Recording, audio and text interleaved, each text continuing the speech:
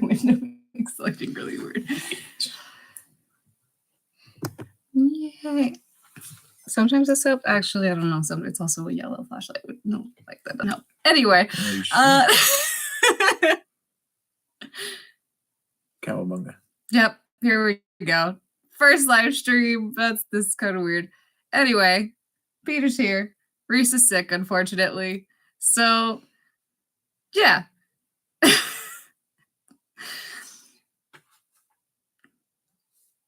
I guess we just treat this like a normal video. I guess I'll get to see people's reactions, which is kind of cool. We could try and start with some spoiler-free stuff. Okay. Maybe. I'm sure it will derail into spoilers because it always does. Right. But yeah, Dune Part 2.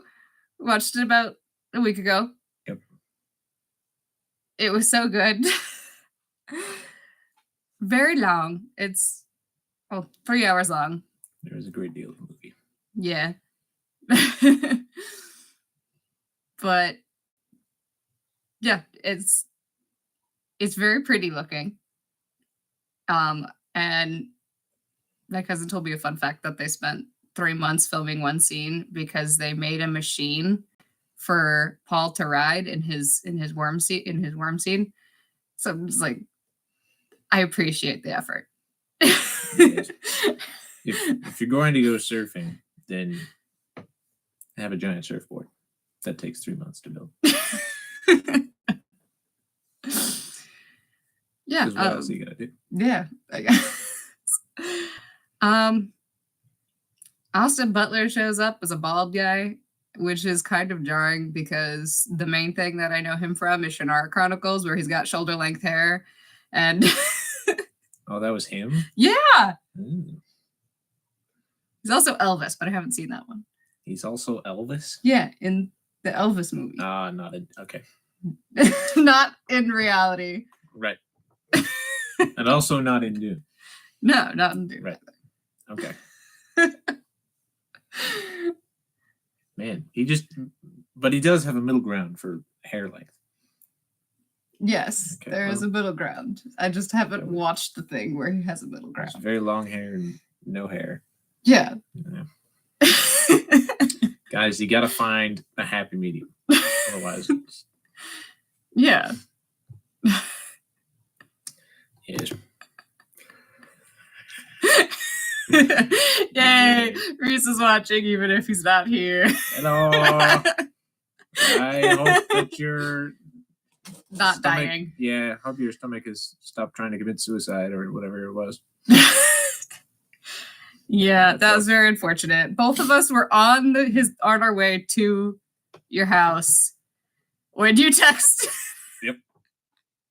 It was just very unfortunate timing. I pulled over in the back parking lot of I don't even know.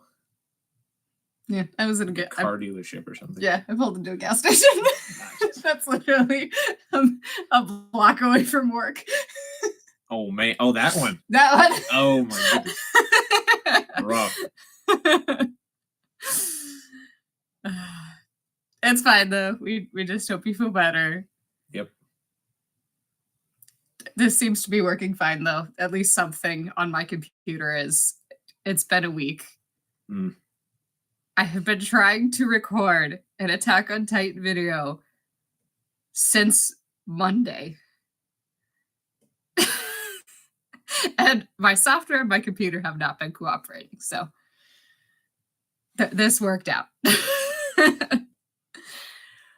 But anyway, we just got very sidetracked. But that tends to be how these videos go. Yeah. Yeah. I legitimately don't know how to talk about this without doing spoilers. It feels like it's such a long movie, but it feels like there's not an insane amount that happens. No. It's just it takes a long time for the things to happen, which isn't a bad thing. It's just slower pacing than pretty much everything else that comes out nowadays. Yes. So I'm not opposed to it. It's just different. Yeah. Think the pacing for Avatar where like it's like, oh no, the inciting incident.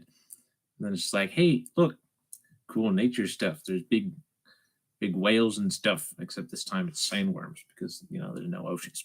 Yeah. So then they screw around in the desert for a while and just like, okay, I guess we got to go back to chopping each other up. And then they do. Yeah. Although I suppose part of screwing around in the desert was chopping people up. A little bit, yeah. Because it's basically the initiation of the war between the Fremen and the Harkonnen. Yep. So it's fun because there's lots of world building stuff for the Fremen because we actually get to interact with them, which we didn't really get to do in the first one.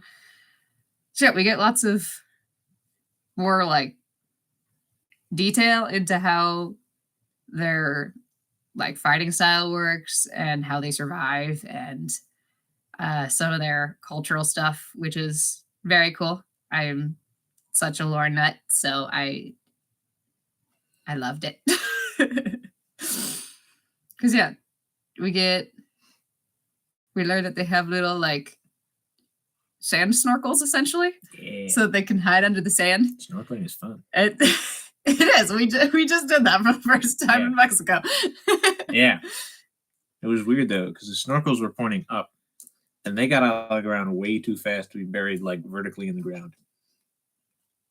I mean, unless their heads are tipped so that snorkels still stick out, but they're laying down.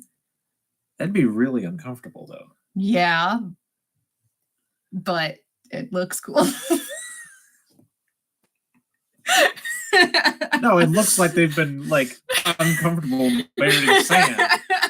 You got sand in your armpits, your toes, your nose, everywhere. They live on a desert planet. They probably have to deal with that anyway. Right, but why? But they also more pain. They also have the wetsuits though, so they're pretty sealed off so that they can extract the water. I feel like if you bury yourself in sand, no matter what you're wearing, you're getting sand in uncomfortable places.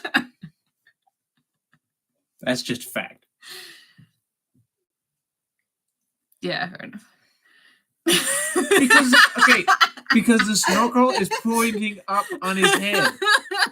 I don't know why they do it that way, but engineering says that if the snorkel is pointing up on his head, and if the snorkel is pointing up when he's in the ground, it means his head is pointing up, and therefore the rest of him is pointing up.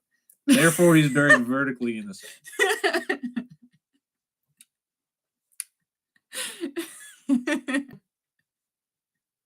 It's very counterproductive, and they've got to have a lot of, I don't know what they're doing training wise to be strong enough to like pop out of the sand like that, but they're doing it. So I guess desert power, as it were.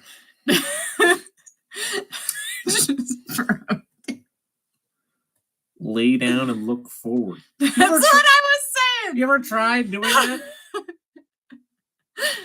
Your neck would have such a pain, like, yeah.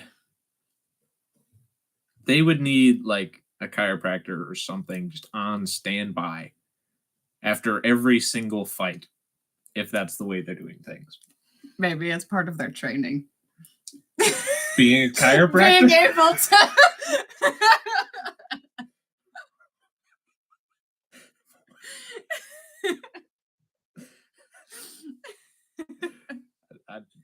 I mean, maybe. I wish my job had chiropractor as part of the training. That'd be great. I don't think minor neck pain is a concern. It wouldn't be minor neck pain. It'd be major neck pain. Good grief.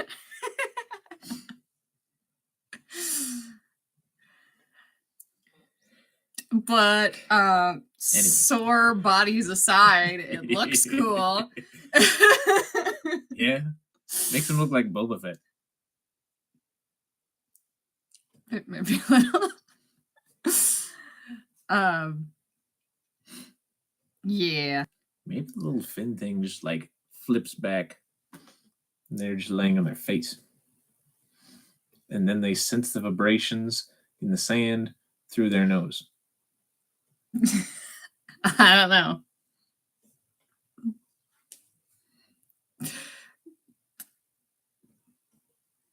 That's how I would do it. I would feel the vibration through my nose and just turn the thing backwards for a little bit. Then I'd pop out of the sand like, ah! And then I'd start shooting people.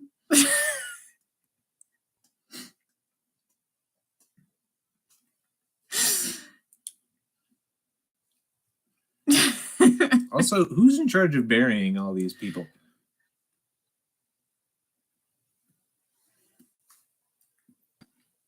I don't know. That's rough. Maybe they lay there overnight and hope that the sand dune doesn't just like bury them too deep. Some of the guys got to get like an extendo thing on their snorkel.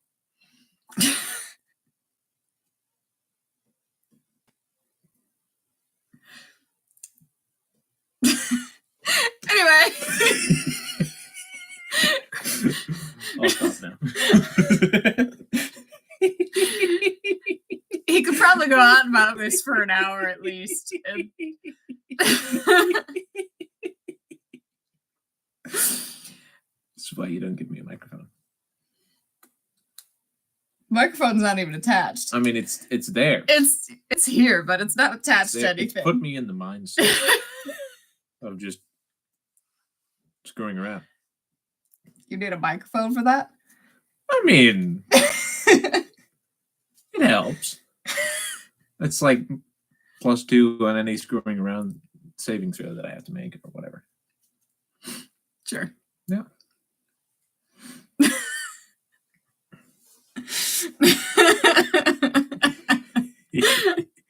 Okay, I guess you got a second opinion. Hey. It's There we go. valid enough. We were talking about their culture. Yeah, or just trying to. Dude, I wasn't trying. You do or do not. And I was doing. There was so much culture being talked about. We don't get to talk about their food, though, because they don't eat. Not on screen now. No, they don't eat at all. They don't even reference food. That's because water is the important thing when you're in the desert. Food is the important thing everywhere. Yeah, I mean, yes, you need food, but water is objectively more important than food. It's not. It's harder to get, but it's at least equal to food. You can survive longer without food than without water. Not if you're running around and shooting people. You need them in like equal portions on a very consistent basis. They're eating when he gets his Fremen name. Okay, 1 stick of licorice. every major naming ceremony and character development point is not enough. And honestly, it looks more like they're smoking than eating. So they could just be getting high. They have bowls full of food. Bowls full of food. Nah, he just has a little stick that it's in his mouth.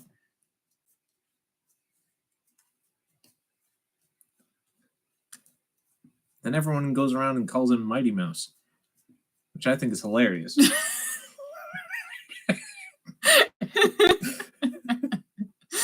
It's okay, Reese. We'll look it up later. Apparently, he wasn't paying attention. Yeah, I would have noticed that they had talked about food. Yeah, they don't talk about food. Right. That's what I'm taking issue with. There's got to be some kind of interesting Fremen cuisine going on. We're very focused on like the religious side of the Fremen culture, though, because that is the main plot important stuff. And then the water of life, which is right, blue worm goop. Yeah, it's again Avatar sucking the brain juice out of the cool animals.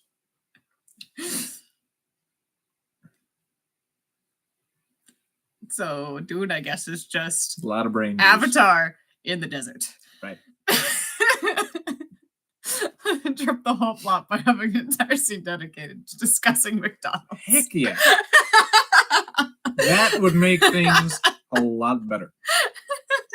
Because, like, the only people who eat is, like, Big Daddy Harkonnen.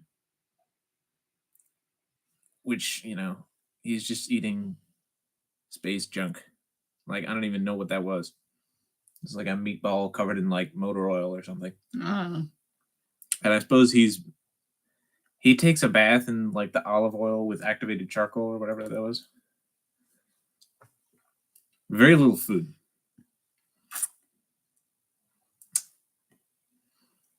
Yeah. And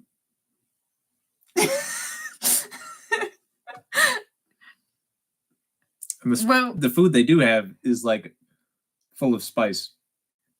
Yeah. There's another scene. They literally give him food when they first get to the Fremen Siege. Right, but he can't eat it. I mean, eventually, like, he can't eat it. It just, like, triggers hallucinations because spice is kind of a drug. But he clearly eats it because the exposure to the spice is what makes their eyes blue. And since it's in the food, it's also just in the air. Yeah. So he could have gotten blue eyes from the air.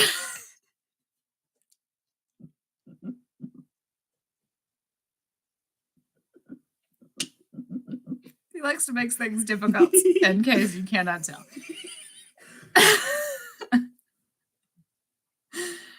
Anyway, the part of the culture that was actually important to the plot was the religious side of it, which was very fun to see that we had all like the dogmatic religious people who immediately went, oh, this guy is like our Messiah, and immediately bought into it, which I know the Bene Gesserit kind of paved the way for that, but like seeing the people who immediately went, yes, we believe this right away, and then having Chani and the younger ones don't start.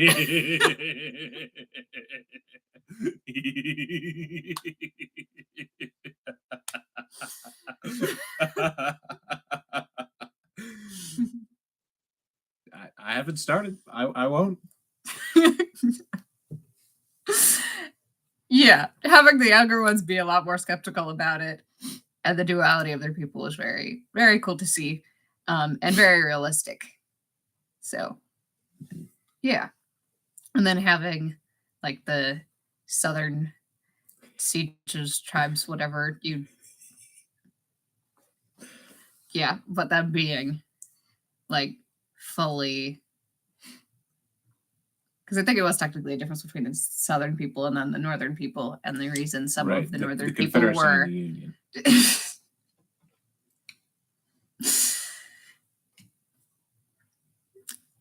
And then the North starts their aggression, and then they're all just sort of mad.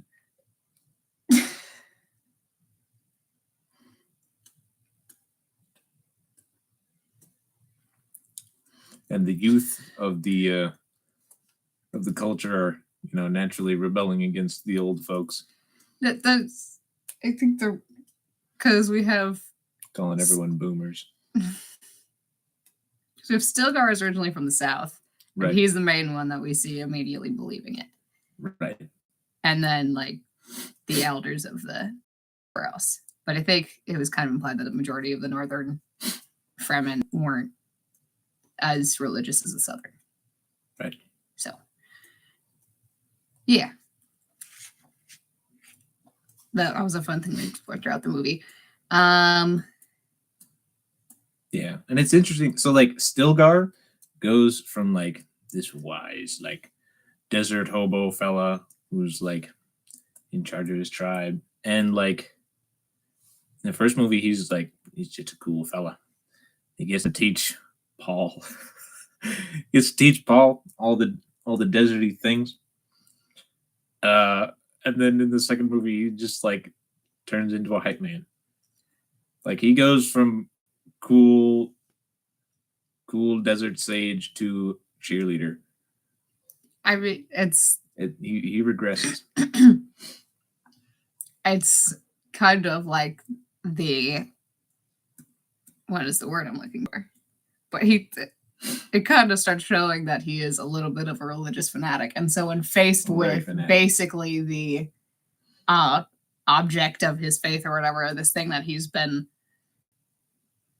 believing in and looking forward to and hoping for basically his entire lifetime because it's a part of their culture, and being faced with that, how he changes and starts to then basically hang everything on Paul, and so then that fanaticism of his faith comes out. Right. And by the end of the movie, like, I feel like after they start heading south, like, Paul will do something, and then it'll just cut to Stilgar just like,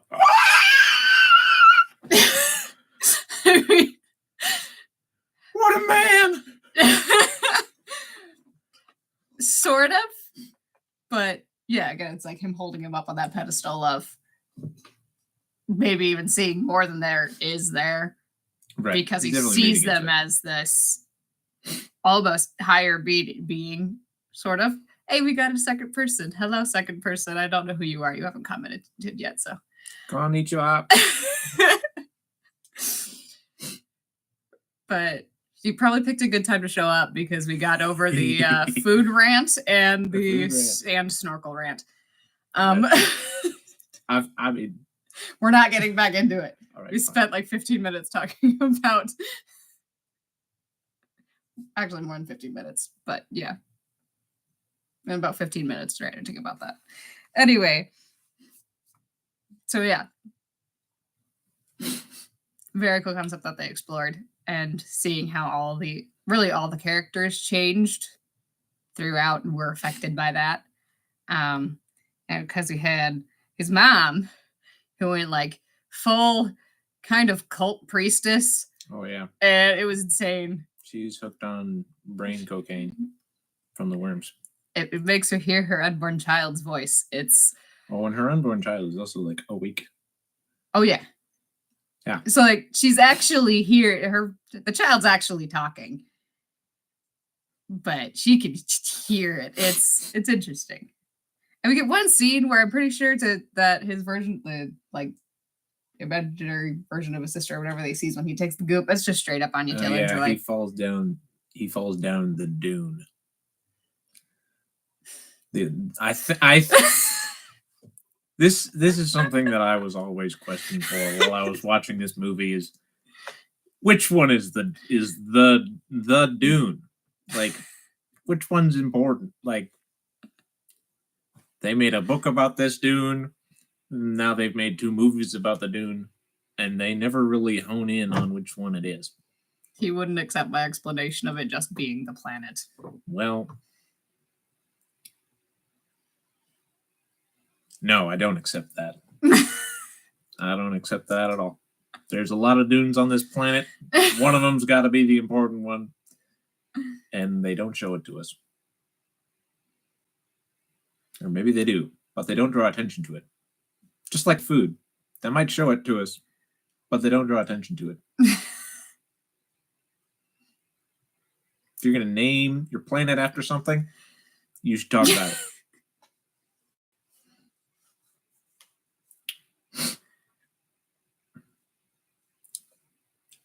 Yeah, but anyway, in his worm goop induced vision, Paul also sees a sister, and pretty sure it's just straight up Anya Taylor-Joy, which is really kind of funny just to see her for a single scene, and then she's just gone. She's like, "Hey, bro, what's up?" Yeah, just straight up, "Hi, you're gonna learn the truth of our family. Don't worry, I'm here." And then, yeah. Oh, shoot. That's a good point. Well, I think he's only like a couple weeks old. Reese, you're not helping the chaos. Like, we'll be lucky if we actually talk about Dune. Are we talking about Ultron? Like, is his age like We're talking about the historical moment from which all of the things are going to be counted, or are we talking about just like his birthday? Because if it's his birthday, then it's like when Tony Stark like offers Bruce Banner like, was it raisins or trail mix or something? Blueberry. Blueberry, yeah. Then they start screwing around, and then they make this big boy, mean man, evil fella. And then you can just start counting days from there. It's a pretty simple process. Less than a month old by the time he gets squashed.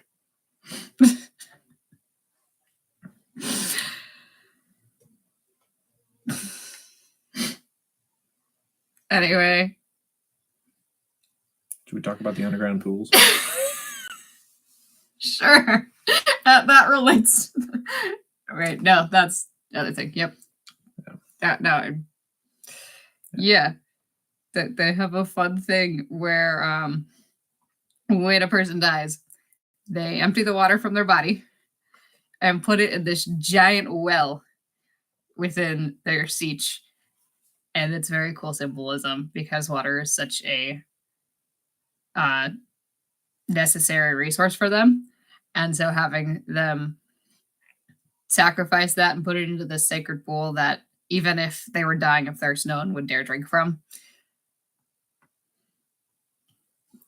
Yeah. It's very, yeah.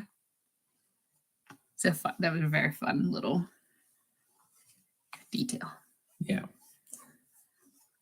I like when he first explained that, my first thought was like, okay, Paul's gonna have to like take a bath in this stuff or something to like fulfill some prophecy or something. They didn't end up doing that. Nope, he just drank worm goop. He just drank worm goop, which just and got foresight. Right. But it's interesting, like they make this like cenote underground by like sticking people in a freezer in like a vacuum bag and squeezing all the juice out of them.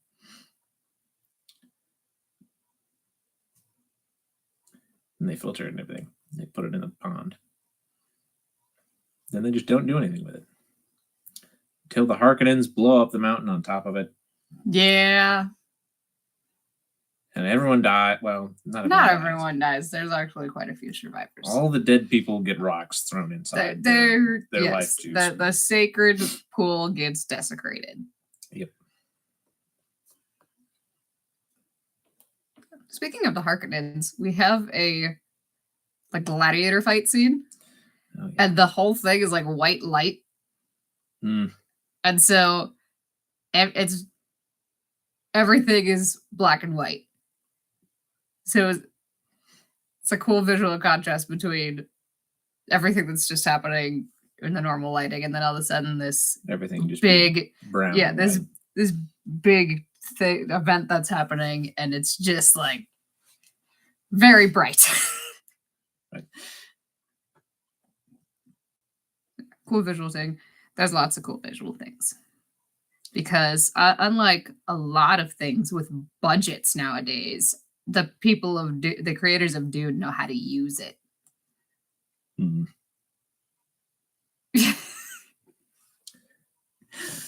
The lighting was interesting because it made it look like, I don't know what the guy's name is, bald Darth Vader. Just made him look like he just didn't have teeth for a while. His mouth is just like black. Yeah, his teeth are black. Or maybe he doesn't have teeth. He just has like a... Maybe he was wearing a mouth guard or something. It was very weird. It would have been nice if they took away teeth instead of a nose. They take noses away from bald people a lot.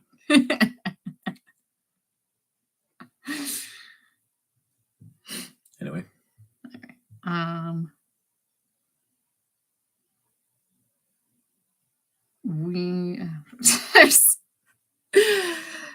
There's lots of things, and my brain is not exactly cooperating with focusing on any of them at the moment. So it's my take a minute.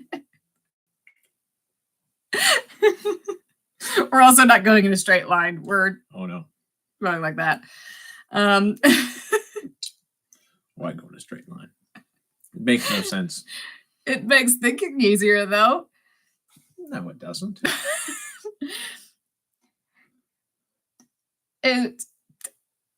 Hello, person. Konnichiwa. For someone who finds it very hard to think in a straight line normally, thinking in a straight line is very helpful when I can actually do it. For yeah, straight lines help organize things. And that's probably why my brain is such a mess, because it doesn't happen very often. Right. Yeah.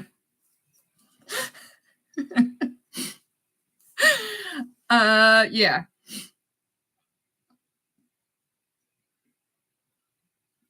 We get the Emperor and his daughter, who's just played by Florence Pugh. They just throw a bunch of big name actors in here. It's thankfully they're all like good actors instead of just like, oh, this person has a big name, let's throw them in there and trying to get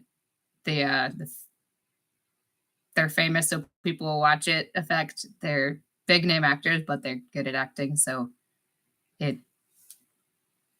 that's nice. I mean, being good at acting is very conducive to getting a large name. Yes, but there are definitely projects where they just get a bunch of big name actors for the sake of having big name actors. That's why I don't know actors' names. I used to not. I'm starting to know more. Yeah, the Empress's daughter just straight up has the Hillary Clinton haircut, and it threw me off because she's talking to this old like General Tarkin or whatever, some old emperor dude, and it's just like politics, and they're actually talking politics. I'm like, I mean, yeah. Well, okay then. Yeah. It's the Emperor. Yeah. I don't know what else to talk about. I didn't pay any attention to most of that conversation. I'm like, wait a minute, what's her name? What's her name? What's her name? What the heck? Yes. Well, yeah. It'll be interesting to see, because it'll be interesting to see what she does in the next one, because it's kind of her role in this one is pretty much just getting the baseline for her character. That's the main thing that she does, and then main thing she does is like bed bald Darth Vader. Right? She doesn't do that. That's a different Bene Gesserit. So confusing. The main thing she does, we're getting the baseline for her character, and we're getting a feel for her intelligence, and yes. Okay, fine. And then to sort of be a little bit of a plot device for Paul at the end. Yes. But we'll get there. We'll get there. That's such a pathetic.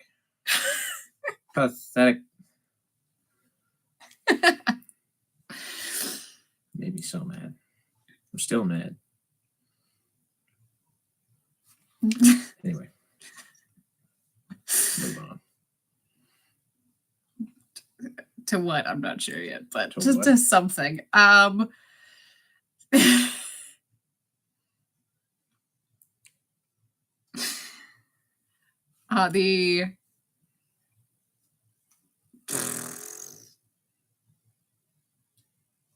The Fremen attacks on the Harkonnens, like spice harvesters.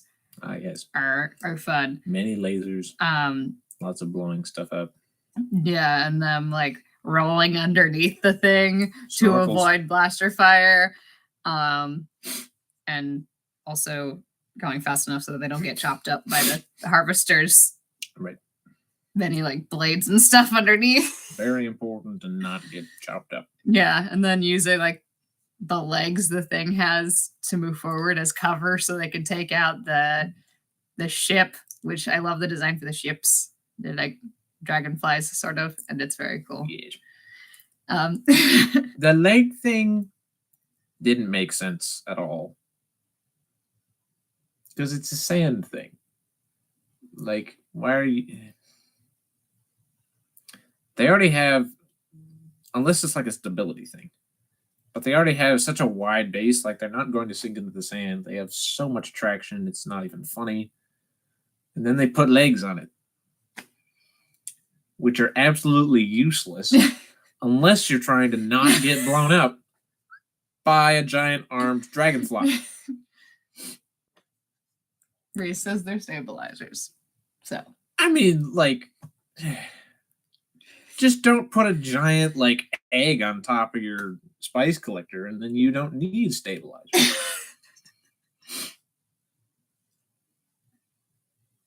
Are you talking about the carry-all that has the giant balloon, or No, I'm talking... So, like, the Atreides has their sandcrawler thingies that are just, like, books. Like, straight up just a book with some tracks on the bottom. And they're just scooting around. so cool. And then the Harkonnens, they start with the book. And then they add just, like, a hedgehog on top of it. Actually, a hedgehog and... this is a hippo. This is They just put stuff on top that serves no purpose other than to get chopped up by lasers. It just makes it a bigger target for the Fremen to hit.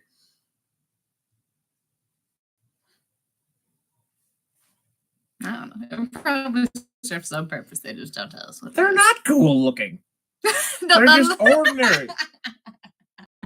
It's just like a little, like, they took like some Covenant clip art from Halo and they just like plopped it on top of this sandcrawler thingy. Then they put legs on it so that they couldn't kill the protagonist. That is plot armor.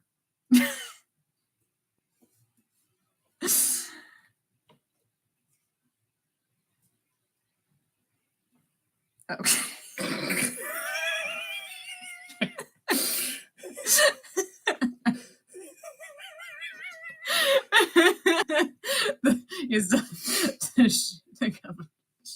I mean, sure, they're cool, but like, they don't need like caterpillar tracks on them. They're spaceships, not spice collectors. And if they're gonna use a spaceship to collect spice, then like they're just avoiding the whole problem of having to have a carry-all pick them up and down. They could just be flying around.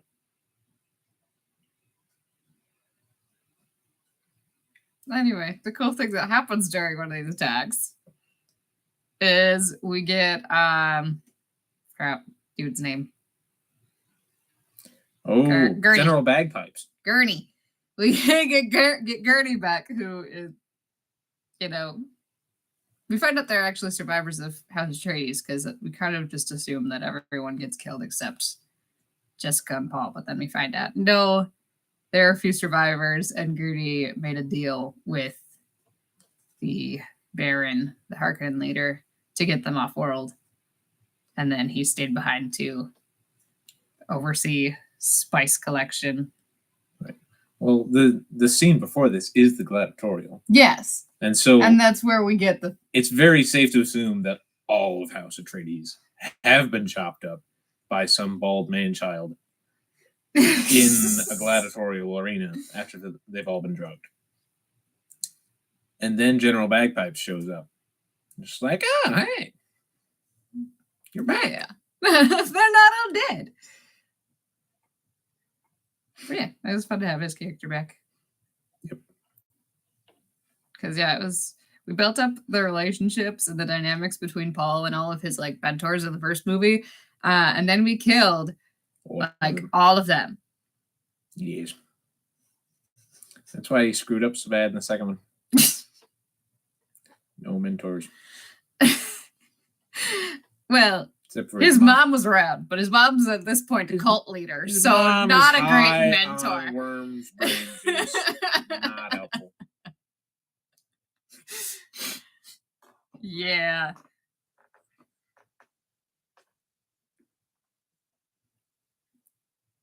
Yeah, she's...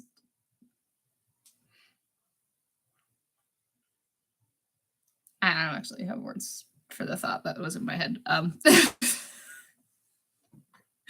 There was a vague concept of thought and no words to go with it. I see.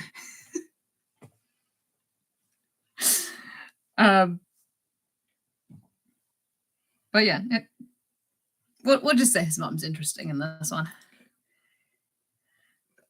Dude, face tattoos. Yeah, of what I assume it kind of looks like words, so I'm assuming some sort of ancient religious text or something, just like tattooed on her face. Yeah, she went a little bit off the deep end. But, you know, it's done very well, so it's not like bad. The tattoos themselves? That her character in general. Oh, okay. Like, I mean, yes, the tattoos looked good, but that's not what I'm talking. Knew how to draw words on people's face.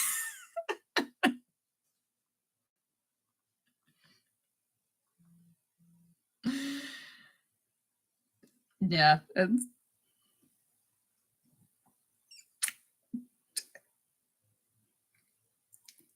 Are there any other things that aren't major spoilers? I mean, we've sort of spoiled some things, but not massive things, I guess. So I don't know if there's anything else.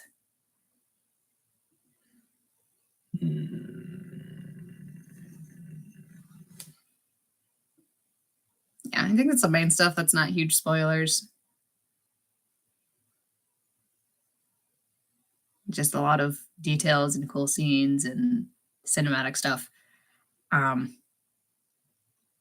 last, well, like half an hour, 45 minutes is where pretty much all the big stuff happens, because that's around when Paul drinks the worm goop. And so then he gets to like see everything. And so then he like doesn't go crazy like his mom, but like he's pushing the line a little bit. Everything literally goes south. Like in every sense of the word, things go south. Which that was a cool thing, is he has some... Thank you for that imagery, Kyle.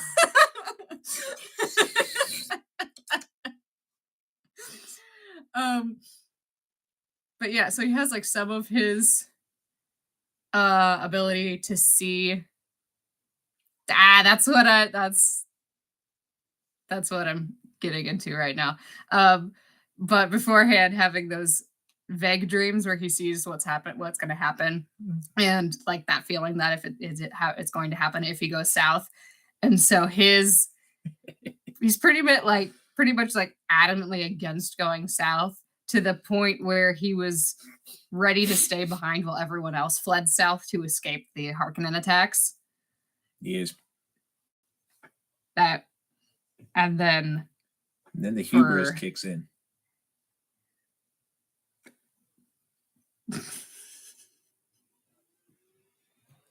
Sure. Yes. Yeah, I guess. But anyway, ends up going south, which I love that they can, because yeah, we have the Fremen, they will individually ride the worms, but I love like just visually even having like groups of Fremen on the back of one worm.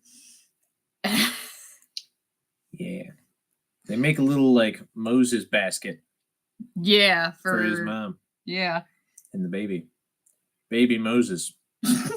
Baby Moses moving around. Getting sent up the river.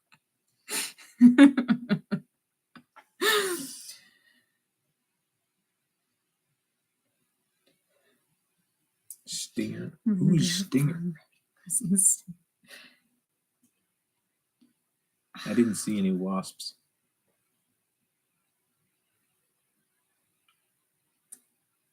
Stilgar. Stilgar. That makes more sense. Stilgar. Darn autocorrect doesn't like any kind of sci-fi or fantasy names. Yeah. I mean, comedic thing. Are like you his comedic timing. So like I think she's oh, talking about like when yeah. he just goes, as it was foretold or something. Just like the Right. timing was definitely a little bit, it was a little funny. Yes.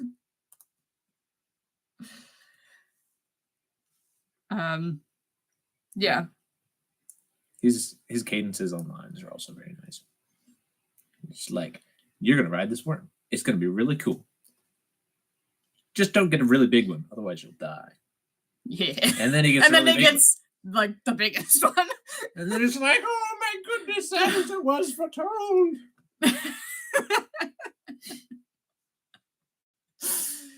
Wrangler of the biggest worm this side of sand. The sandstorms. Since there's literally sandstorms separating the north and south. Yes. Yeah. Ooh, them getting like the water of life worm goop is kind of a fun thing too. We have the she's super short. Did you notice how short the lady that wrangles the worms are? I thought that was a dude. No, that was a lady. He was bald. Yeah, she was bald. What? Because she shaved her. She was totally a lady. No, it was. No, she was 100% a woman. It was the voice of a man going around.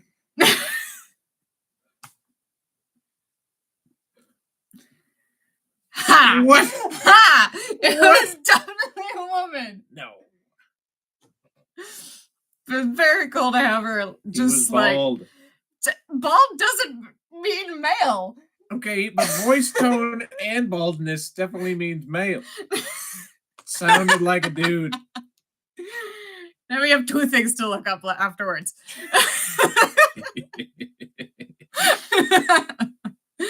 But anyway, just the visual of her going in there and just grabbing the thing and it wrapping around her and then getting it over to the other pool so she can drown it and then shove a giant syringe down its mouth.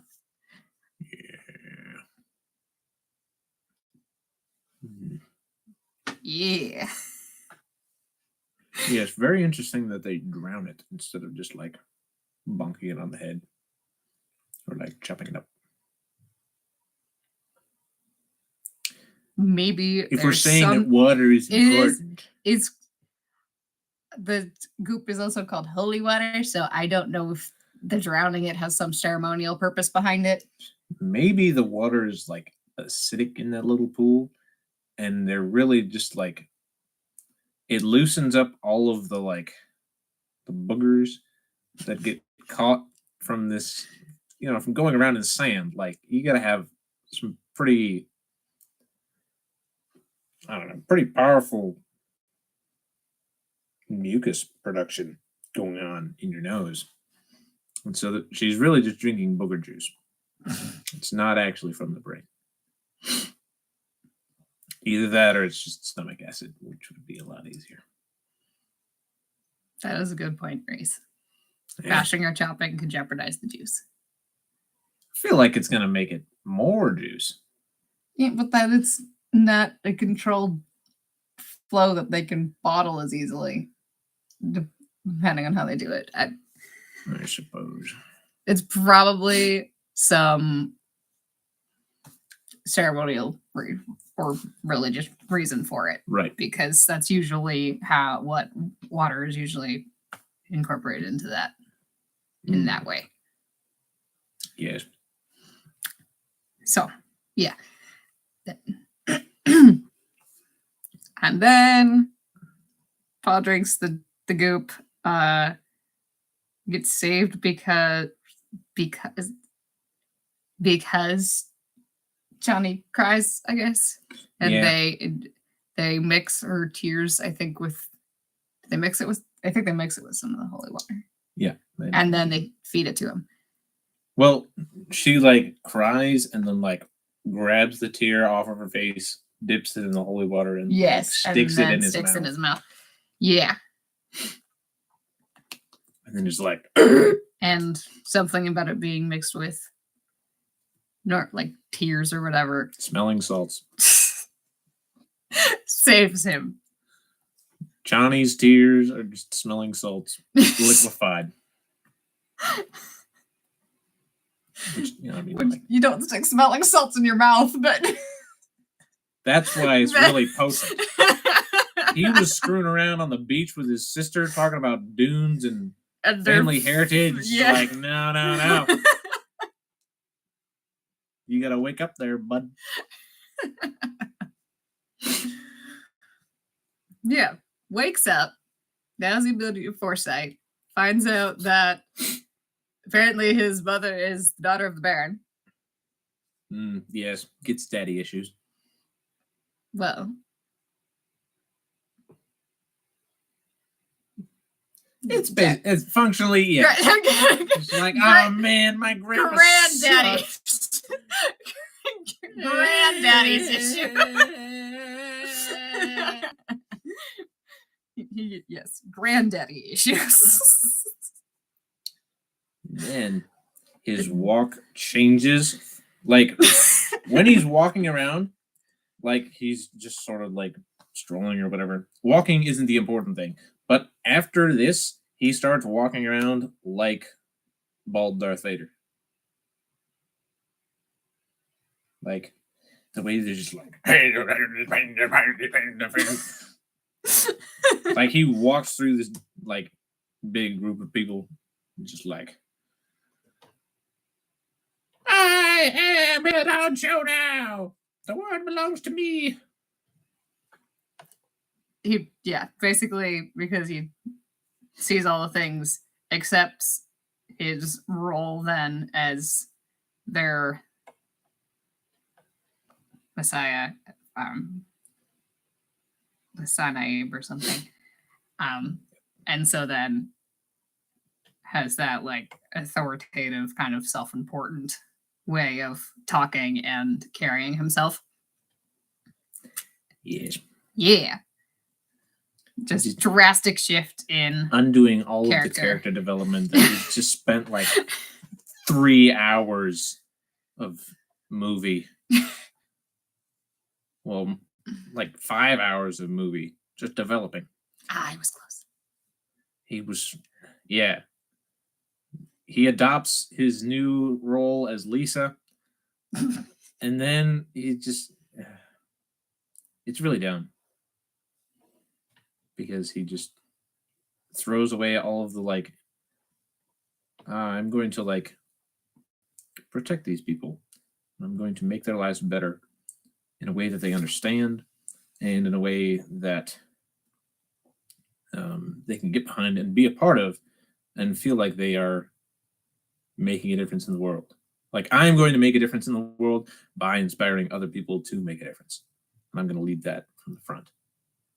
And then he goes to, I'm going to throw my weight around and yell a lot and throw away this relationship with Johnny, whatever. Like, yeah. Throws it all away to make a bid for power with Empress's daughter, Hillary Clinton, haircut lady.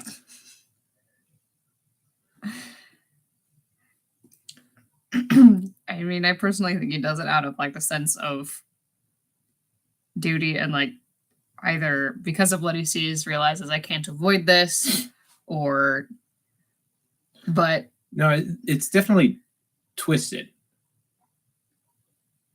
Like he has his motives hasn't changed, but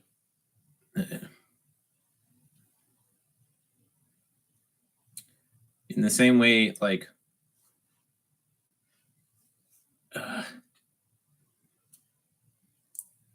he's now competing for power, which is just not helpful. Competitive power is the bane of everyone's existence.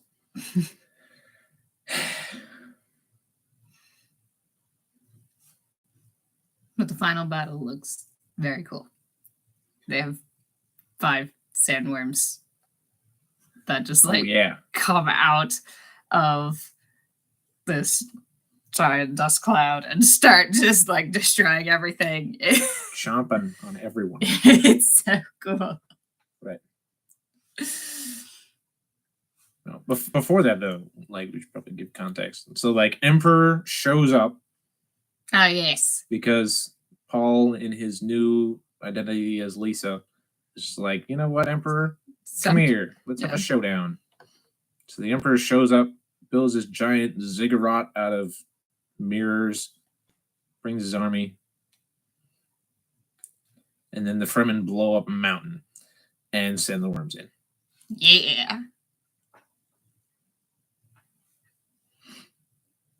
I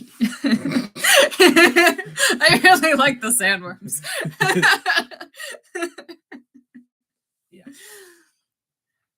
But yeah, and then pretty much everyone in the Harkonnens, like, I don't know what you'd call them, a royal family or head family or whatever. The Harkonnen the barons of the bloodline get killed. Yes. Yeah.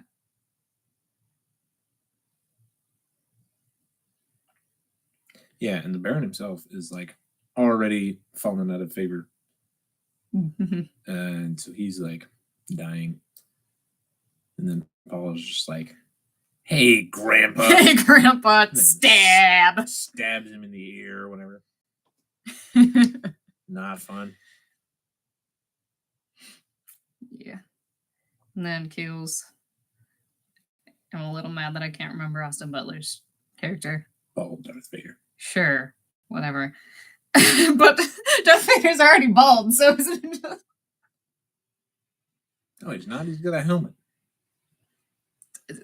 He's got hair that like sticks out as his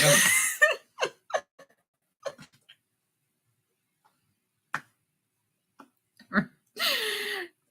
Anyway, they have a duel. That's a fun fight. Yep. Lots of stabbing going on. Yeah. Good choreography. We got literally everyone involved. Fade Ross. Yes, thank you. Thank you for doing all of the research for us. Yep. But yeah. They both get stabbed, and Fade just dies first. Right. He gets stabbed a bit more. Yeah. in a more fatal spot. Right. Paul gets stabbed in like the descending colon and then like his shoulder. I guess Fade gets stabbed in like the liver or something. Yeah. Somewhere I couldn't survive it. I don't know. Maybe he went up under his sternum. That'd be fun. You could hit a lot of important stuff. You went through there. Which I suppose Paul knows about. Probably. He trains to... The stomach heart. Whoa! Dude, the Harkonnens are weird. They've got hearts for their stomach. Actually, that sounds really good. This is the kind of thing that you would expect from space people. Is they would have a heart specifically devoted to their stomach so that they could eat food. However, we don't get any food.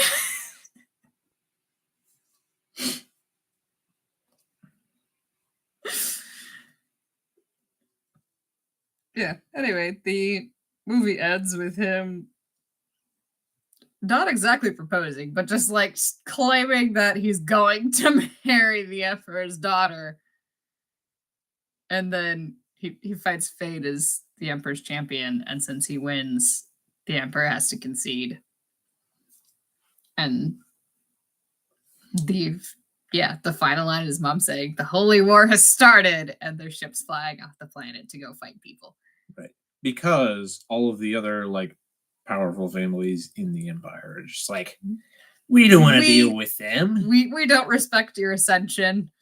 And it's like, fine, I'll go shoot you and stab you too. And that's what they do. You assume they're on the way to do it currently. And They're getting ready. Now we have to wait however long for the next one to come out. Given the track record, it's going to be at least 2 years. Hooray.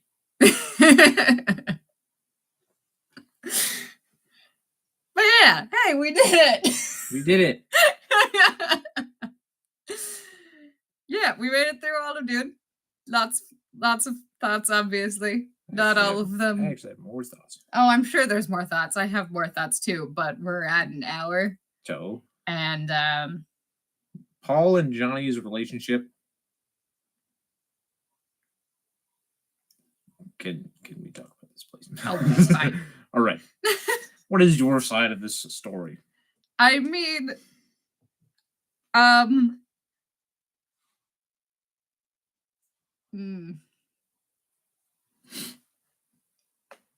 it's one of those things where the relationships are probably the thing I care about the least. Like, I just don't really give a crap about the relationship. But like, Right. Oh, cute. They do something cute. Cool. I'll acknowledge that. But it's like, I'm not necessarily rooting for the relationship because Right. that's not what I'm here for. Right. Well, there's not much to root for. There really isn't. Johnny spends most of both movies being mad at Paul. Paul spends the first movie being pathetic and annoying. Then he spends the second movie being a butthead. And then in this scene where he's like, I'm Johnny, I love you till I stop breathing. And then it's just like, and also I'm marrying the Emperor's daughter. And we're supposed to believe that that's like heart-wrenching and oh no. But they didn't do anything. They just sort of were annoyed at each other all the time. And I don't know. I feel like they were expecting us to like care. But Paul clearly doesn't. So why should I? Yeah. Maybe if there'd been more to the relationship than a couple of scenes. That's what I'm saying. Where they're hanging out, then I'd care more. But yeah. Right. If they expect that to be a big moment, then they should have actually tried.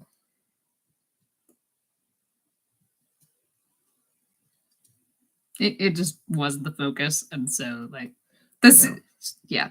Like it's not a bad relationship where like makes absolutely no sense.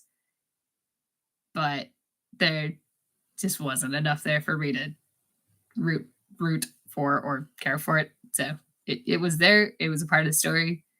And yeah, that's about it.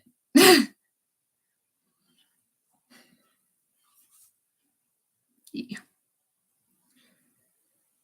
Yeah, we'll see where that goes.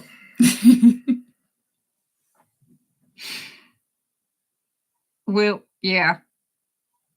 That's everything I need to talk about. Is there anything else that I just needed to get that off my chest. Okay. I think that's it.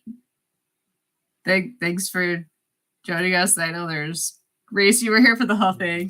Mikhail, you were here for most of it, and I saw some people popping in and out. Yep. So yeah. Go team. Yay! First live stream. See you guys all next time.